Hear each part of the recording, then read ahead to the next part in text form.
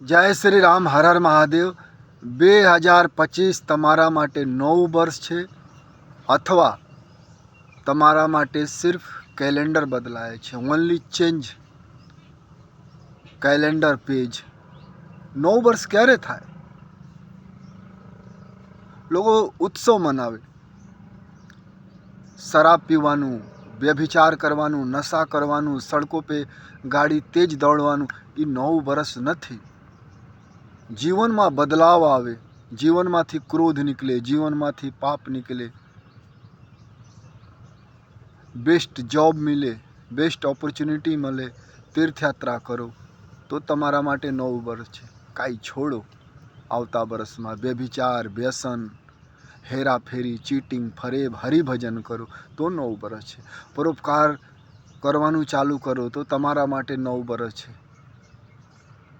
ઈર્ષ્યા ન કરો તો તમારા માટે નવું વર્ષ આવે છે.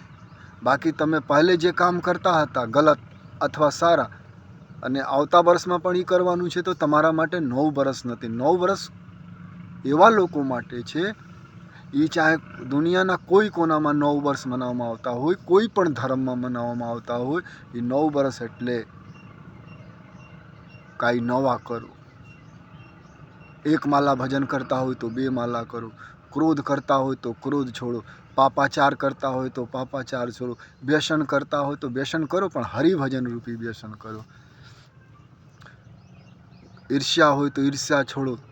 મનમાં રાગ દ્વેષ હોય છોડો, તો તમારા માટે નવું વર્ષ છે. આવતા વર્ષ में और सारा काम करो तो और नવું વર્ષ બને. બાકી કેલેન્ડર બદલાય. પાછલા વર્ષ વ્યસન કરતા, આ વર્ષ કરશો. પાછલા વર્ષ જે કામ કરતા હતા અપવિત્ર, આ વર્ષમાં કરો. આપના ખુશી માટે જાનવરોના વધ કરો નહીં. કાંઈ નવા તમારા માટે હોય તો સમજી લો નવું વર્ષ છે. બાકી તો કેલેન્ડર બદલાય છે, અને મેક્સિમમ લોકો માટે કેલેન્ડરે બદલાય છે.